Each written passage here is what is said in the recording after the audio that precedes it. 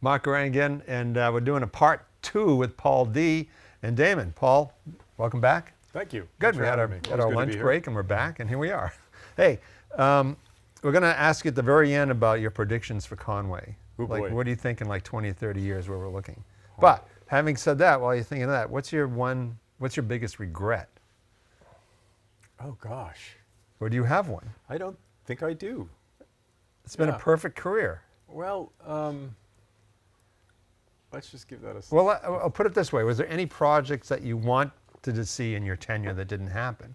I mean, you've gone through all the roundabouts. I mean, a lot is, you've been involved with really every major improvement. Yeah. No, I think I didn't expect to see the consolidation of precincts. So that's opposite of what you just said, Yeah. right? And that happened sooner. I think it's a good thing.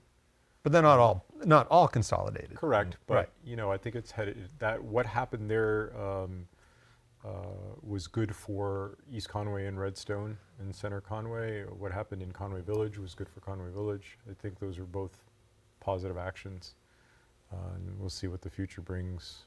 What about the town hall move? Did you support where it is? I did. You know, like anyone, I had been in that office since I had started, and change is always difficult. Most folks don't know that that used to be the town hall on the first floor and the courthouse on the second floor. Yeah. And then as we grew, we went into the second floor. And my office was actually the judges' chambers, the old judges' chambers. So, but once we moved, I realized how sorely we needed to. Once I'd go back to do Channel 3, you know, filming, I realized just how tiny and dilapidated it had become, you know. And, you know, growth is tough. Town and population, you know, grows consistently, and then you have these growth spurts and economic booms, or in the case of the pandemic, we had a huge jump in population and all. So it's hard because you can't add a third of a person, you know, to town hall and whatnot. And so those folks, everyone was doing more than one person's work.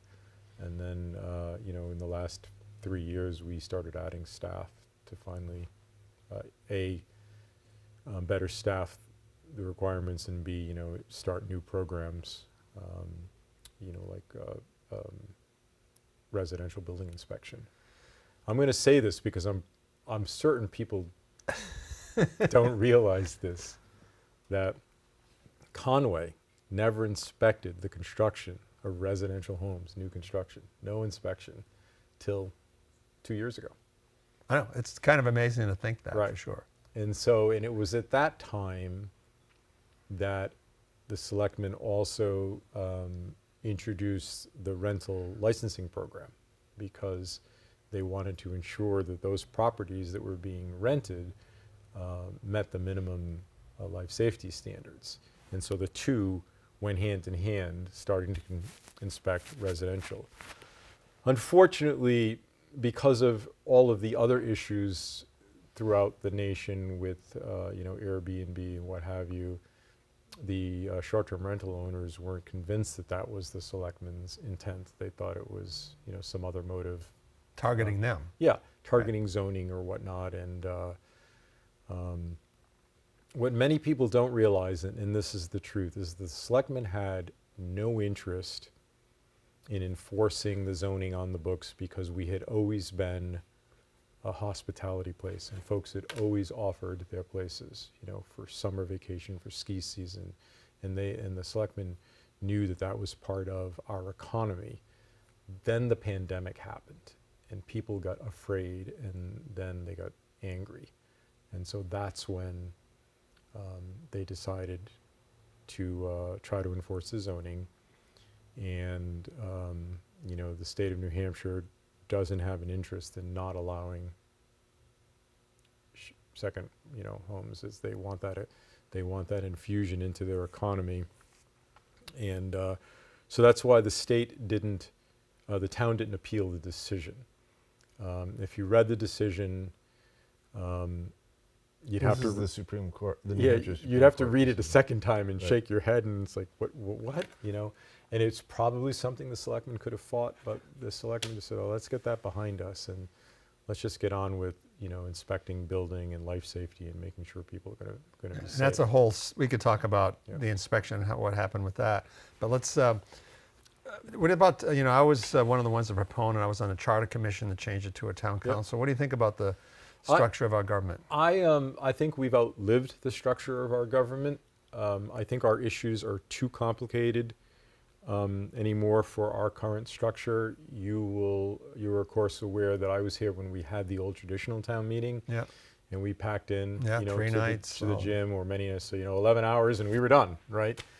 And we'd get about 200 people, and the argument was that if we went to, voting and representation, or doing a vote, so SB2 is what we are, Senate Bill 2, and that means you have a town meeting for information purposes, but you go to the polls 1 month after the deliberative session and you cast your vote. And in that first year, we had about 2,000 people show. And so all the proponents of SB2 said, see, we've got more participation. And that steadily fell off to where we are now. And we've been pretty consistent for the last several years. You can check this with the town clerk. But we've been pretty consistent around 1,500 votes cast a year, as opposed to the 200 who packed into the gym. Yeah, but when you say 200, I'll just say there was more. There are years where there was more than 200. There was like 400 or 500. Yeah, and they would come and go when an issue was settled. A lot of people Right. would leave, and so, but those people were there as we debated back and forth, and they had all the information before the vote was called for. Now we have all these people going, and where are they getting their information? So I argue that these folks are casting their votes representatively anyway, because they look down and go, recommended by the budget committee, not recommended by the planning board, and They follow it. how else do they know? The issues are truly too complicated.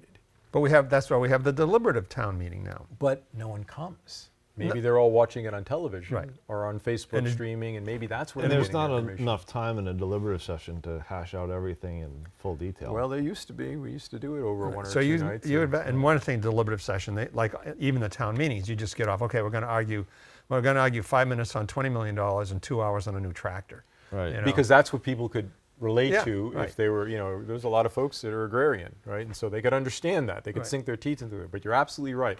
I always had myself prepared for what I thought were going to be the debated issues, and I was always wrong, and it was something I never saw coming. So are you advocating going back to a town meeting? or No, I'm representative? advocating moving on to a representative form or a town council form of Geez, I wish you would have been more of an advocate when we were doing Well, I that. can't be when I'm staff, right? Right. I can't be. And also, as you know, the process is you open a charter commission and you don't know where you'll land. It's a political process. So while you opened a charter commission and you wanted this as an outcome, you could end up with that. And we have a town manager, legislative body, town manager, town meeting form of government. But you could open up, if you're a town manager, you don't want to open up a charter commission if you've got 17 more years to work, because you could end up with a mayor when you're all done, because it's a political process. And so I was glad to see you guys pull together the charter commission, and unfortunately you saw the realities of trying to make change in government. Yeah. Picture, you can feel, you can be empathetic, you can feel my pain going down to Concord to argue for a homesteader's exemption Right. and for local rooms tax. Right. With a 400+ house, Right. and I can get nowhere. Yeah. Well, and the thing with the Charter Commission, not to rehash that, but I thought that at that time, by creating a council, that we could get the school budget underneath the council, and we can't do that. Right. And that really took a lot of the steam out of that Yeah. whole initiative. But Yeah. it's still in Karen Umberger. I mean, we had a great Charter Commission. A lot of people did really good work. Tom Holmes, Yeah. Karen, and a couple others for sure. But all right, so that's so. And the selectmen are going to be working on that, looking at the revisions that they can bring. They are? Yeah. It got mentioned at the selectmen's meeting a week or two ago. Good, because I mean, it was rewritten, the Right. whole charter. I mean, Right. there was a lot of good stuff in And there are some things that we can do without that aren't drastic. Just editing the charter where the things are outdated. There are committees and commissions that don't exist anymore that need to be eliminated and all that kind of thing. All right, good. So speaking of overpopulation and all that, housing. You know, and I know you're not a housing person per se, but there are literally, you talk about growth spurts, you know, and someone told me a little while ago, and I said, oh, it's changed so much. You know, this town has changed so much. And I said, when'd you move here? Well, like 2010. I said, well, 2010, North-South Road was here, Home Depot was here. Talk to the people who said this same thing 15 years before you got here. If I were to consult my list of projects, right? Walmart. There's no Walmart here when I started. Yeah. North-South Road. The bypass, which never came to fruition. Eagles Way, no road there. The new high school. Right. Right? And on and on and on. When I became deputy town manager, we started the moratorium on the lodging properties. We permitted almost 500 rooms in 2 years, 5 new lodging properties. And we had been arguing way back when, just like the building inspection, that it's time to re-look at our zoning, because it was a broad one-size-fits-all. It was good work when it was done all those years ago, 20 some odd years ago, but we've now outlived it. And the example was Kennel's, you know, John Kennel's Motel, a single-story, 16-unit motel, office in the middle, 8 units left, 8 units right, became that hotel because the zoning permitted it, because it was one size fits all, and that was a loophole, that was a gap. Right I'm the only one in town that thinks that hotel is fine up there. Okay, good. Yeah, you know, because it used to be a big hotel there before the little Kennels thing. Right. There was a used to big be grand hotel. So, there. Right. you know, come on. Yep. But so with you were talking about the growth spurt. So we're literally going to have hundreds of housing units come on within the next 2 or 3 years, between the couple hundred back of TJ Maxx, Right. the Red Jacket, Ridge Line down here by Kennett, and a bunch of other ones. You know, how do you think that's going? And I think, you know, you got to come out by the little road, that one access by TJ Maxx. When you know, there's going to be like 200 people, 200 units back there. You're going to have 100 cars trying to get on Route 16 to go to work. And there's probably a couple people per unit.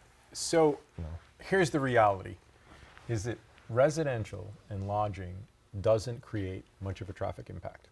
You know, it's counterintuitive, but think about Birch Hill. There's 260 homes up there. It's not much of it. Everyone's schedules are so varied, other than, you know, school, right, that it just doesn't have the impact of a restaurant or a grocery store or the shopping or, you know, in all of that business. The same is true of the lodging properties. 100 room hotel is just not that big an impact. Yeah, you're putting more people on the roadway, but it doesn't seem to cause too much trouble at the intersection. What I'm concerned about is Conway. When does Conway cease to be a town?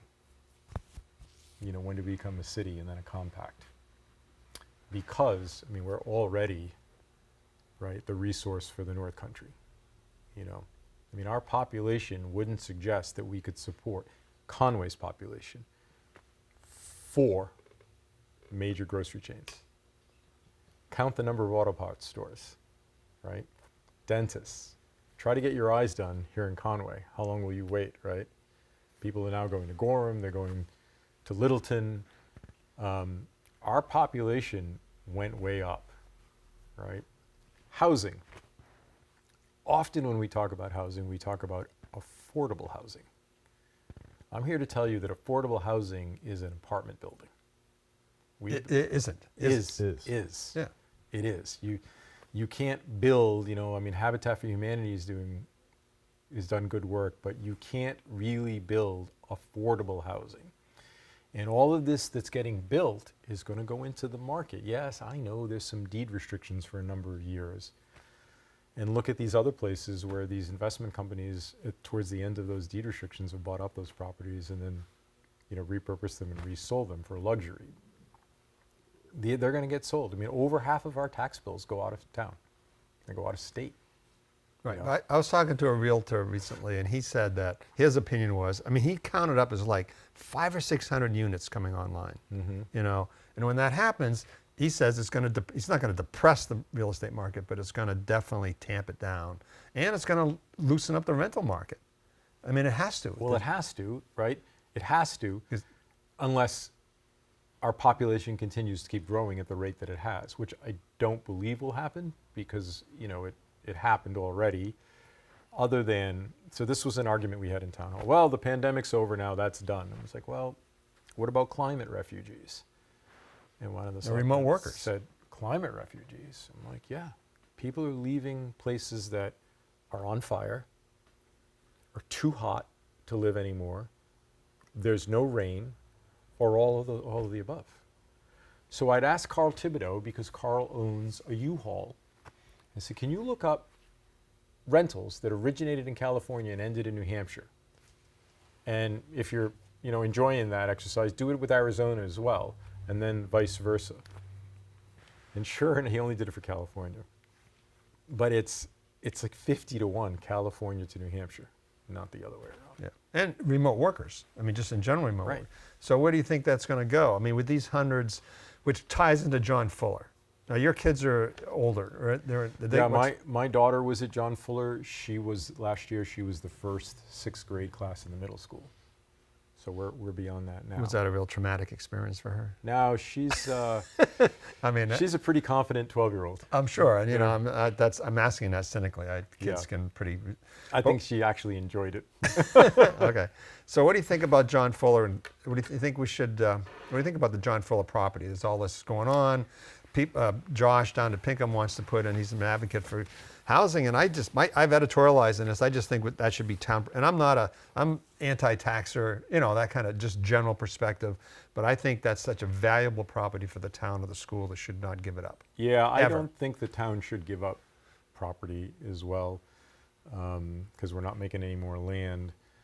And our population is increased, but since we're in,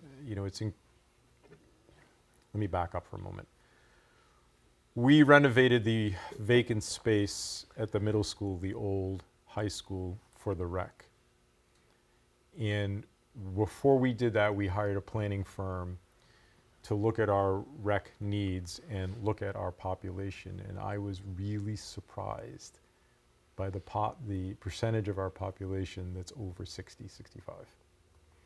So there's no income tax here, and so it's favorable that way.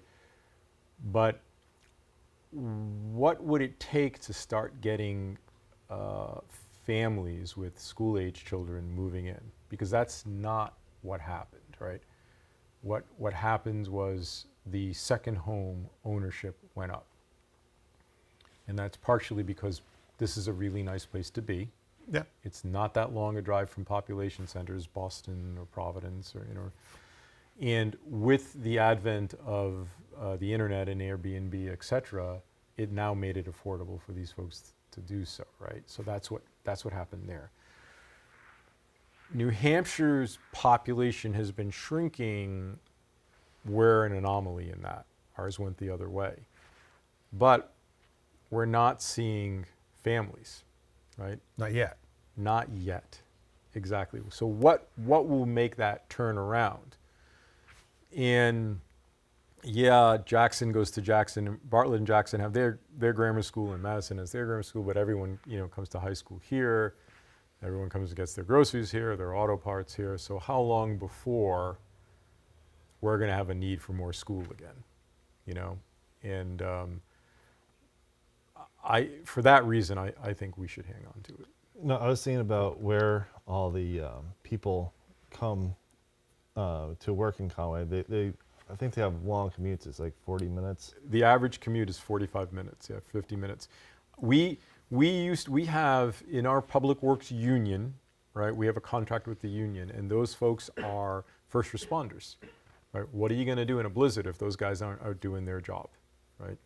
What are you going to do when you have a water main break if they don't come out and do their job, right? Et cetera, et cetera. So we had a distance requirement in the contract, and we had to change it because they can't afford property within that distance any longer. So Yeah. How far was that roughly? I want to say it was 11. 11 miles? Yeah. Huh. And then it got increased to like 14, and now we changed it to time requirement. I mean, I always think we're a little bit like Jackson Hole and a lot of those Western resorts. And Jackson Hole had a population of about 10,000, and it's actually decreased because it's so unaffordable. Right. But unlike Jackson Hole, Jackson Hole's like living in Berlin, where you have to go over the notch to get someplace, you know, to live, or the other way around for us. Yeah. But you know, here we have all these outlying areas, which to me is going to be what's really going to drive the population increase. Right. But so that's what I'm getting at. So there'll be an elementary school in those communities. So will we become like a Jackson Hole, where only the well-to-do are here because of the cost of it, and therefore we won't need the building for the school? And I don't know. My crystal ball, you know, was okay with highways and treatment plants, but I don't understand that. I'm not sure we've modeled that or can understand what's going to happen there. Yeah. Yeah, I mean, I can't help but think. I just think we're in the way that mid to aughts were the North-South Road and the Home Depots and all that. And of course, we had our wave with the hotels. And I was always I editorialized against the moratorium because I just think you should let the market declare. And the big hotels only want to be on the Strip, and there were no more hotels coming. Like they had reached their peak. And I think there were 2 more, and they had to wait. So I would. You disagree. think they're still active? I mean, you think they would be?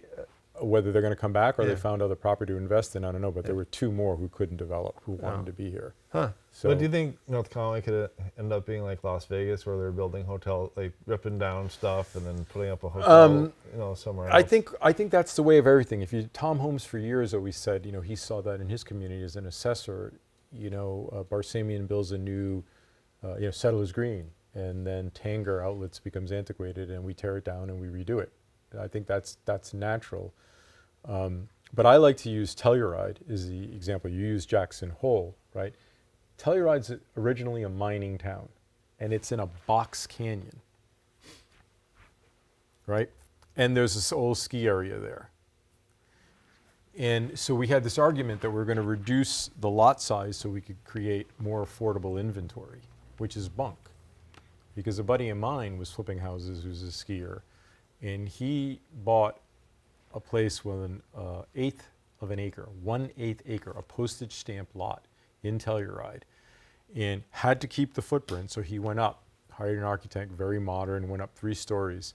So he sold an 1/8 of an acre with 1,600 square foot home on it for $4.7 million. Wow. Why? Well, because Oprah's house is there, and Tom Cruise is there, and Samuel Jackson, and Quentin Tarantino, right? Because it's a cool place, and so that happened. So their school population, their workers, you know, I met people on the chairlift that had skinned up from the adjacent town on the other side of the pass, right? And skied over, worked 4 days in the restaurants, and then was taking the chairlift up and was going to ski back down over to their community, because to drive around would take 2 hours. You know, so here we have the roads coming in. Right. But that's the point. Will we become elite, and therefore we won't have a big school population? I think, good or bad, I think we can have both. I think because of these outlying areas and the towns and the Madisons and the Freiburgs and Bartletts, I mean, there's a lot of places that put homes. Which gets me back to what I said earlier. When does North Conway become a city? Yeah. Could eventually split off from the rest of Conway, you think? North Conway. Hey, what about the rec path? Now that, I mean, it is. RevPAC Phase 2? Is that Yeah, what we're talking about? it's complicated, you know, and Chris Meyer, God bless him, he did all this work, and you read what, you know, it sounds perfect, and then there are questions about, did it change over the last couple of years? Does it really have to be paved? Yeah, so let's go right to the paving issue. Again, back when, and I was not part of the planning of this, I was off doing my public works director, town engineer stuff, right, when they first started all those years ago. But they hired, you know, a planning group, and they sat with the planning board. I like to bring that up because Eliza Grant had said, you know, nobody met with the planning board. And it's like, well, they did, Eliza, but it was before you moved to town, right? And these projects that take a lot of money, like sewage interconnection, span many years because fundraising is an issue. You can't, you know, you can't just plop the money down all the time at one time, and it takes a lot of time to put these things together. And what they determined is that we've got all of these trails, all of these footpaths, all of this Nordic skiing, all of this In Whitaker. mountain biking in the Conways. Oh, okay.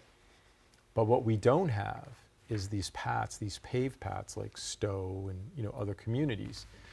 And if you were intending to commute on your bicycle, go to the groceries with your bicycle and baskets, right? How do you get there without traveling on Route 16 in the Strip? There are all of these fragmented trail systems and whatnot, but there's no backbone.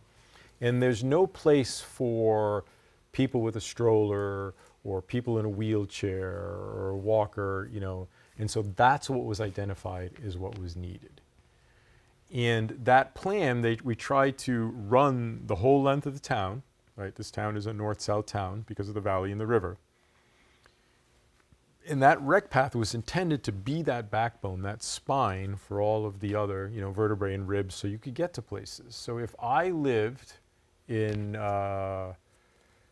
Intervale, Jamie Giametti's place, right? I could jump on a bicycle and I could come down and I could show up in Hannaford or Market Basket and I could go back home, right?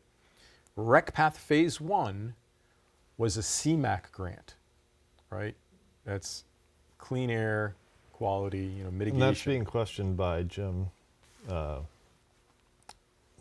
P. I'm trying to Petrangelo. Petrangelo, yeah, I was trying to. Let's defer discussion on him for a moment. Okay. We only have 5 minutes to go, Yeah. so we're gonna. But you know, and so it was advertised to everyone that it would be paved. Paving is what we need. You know, we call it the rec path, but the CMAQ grant was, you know, alternative transportation. And yeah, you can do both. You can recreate, or you can use it, you know, to commute. So for those reasons, and for, you know, trying to maintain, you know, a non-paved surface, a non-paved or concrete surface, it's not viable for folks in a wheelchair and, you know. So what do you think about this, the new one? Because this phase, instead of going south, which a lot of people wanted, but just to remind people, it was because of the $1 million grant. It was the Connie Watson. The Connie Watson, right. And so it was always intended to run the length of town. So this being phase 2, we went north because that money showed up first. But there's still, you know, phase 3. Going south. Going south to the river and the bridge, and then phase 4 connecting it with the mountain division, right? That's a pretty nice thing as populations increase and as people are looking for ways to get to A and B without a motor. So you support this as it is? I do. And the idea about the pavement through the Whitaker Woods and all that, that doesn't faze you? It doesn't. It's you know, we've heard, again, I talked earlier on our previous show about misinformation, you know. You know, no pavement in Wild and Free was not a requirement of Chubby Whitaker. The town raised tax dollars to purchase that land from Mr. Whitaker. Right, he didn't donate it. Correct, he didn't donate it, another misconception.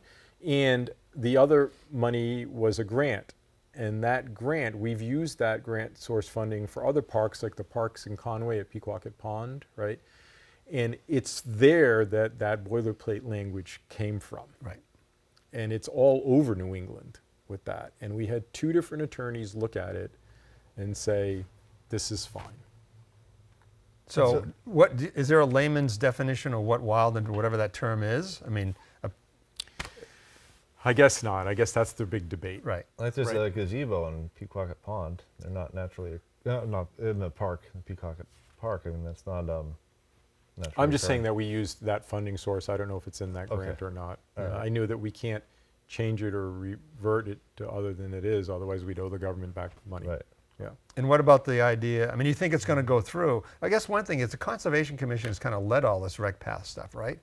What, isn't the selectmen more, shouldn't, to me, the selectmen should have been more out, should be more out front with the whole rec path, being an advocate for it. I feel that, you know, I think that they were a little late in supporting it, but I think that because it's such an old project and because it was conceived when, you know, the majority of the board wasn't sitting, that they needed time to get their mind around it. I think that if you ask them now, they support it. I know that, in fact. Is it going ahead as planned? It is, yep. And what's the sketch?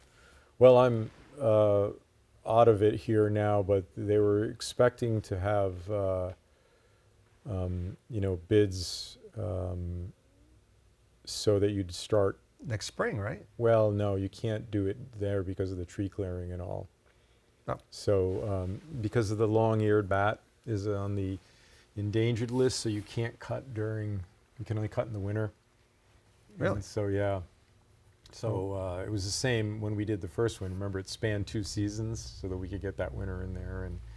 And frankly, the lead time on construction materials is longer than it used to be since the pandemic. So it ain't going to happen next year. I don't.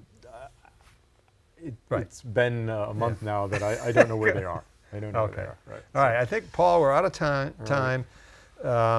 Any predictions? Where does this town, in a minute, where do you think what's the town going to look like in 20, 30 years? In 20 or 30 years, I would like to think that by then, it's a town, and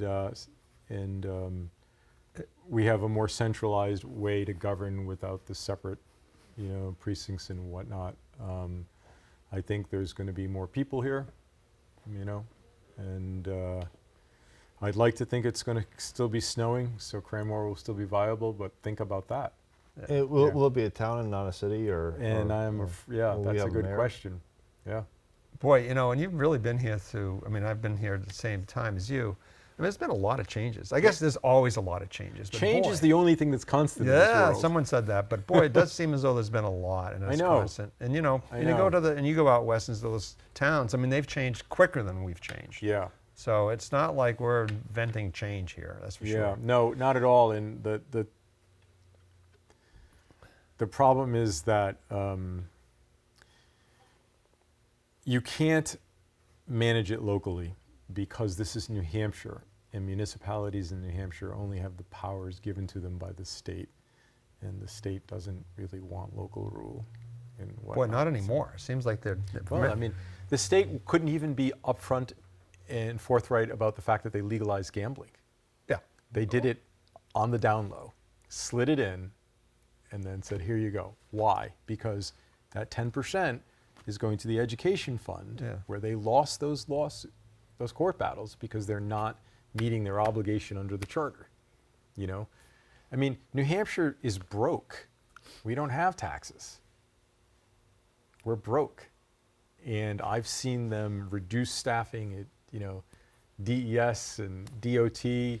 Commissioner Cass said, they're 66% staffed. Wow. Yeah.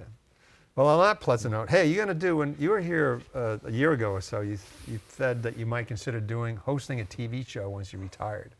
You think you'd still do it? We could talk about that. I just need to get this retirement thing under my belt and get I healed. just But wanted to if- get you on the record. If that's we all. think that, what did you say to me? DegliAngeli is no harder to say than Stephanopoulos. There we go. All right, Paul. Thank you. Yes, Okay, Paul, thank thanks you. for stopping in. Take care.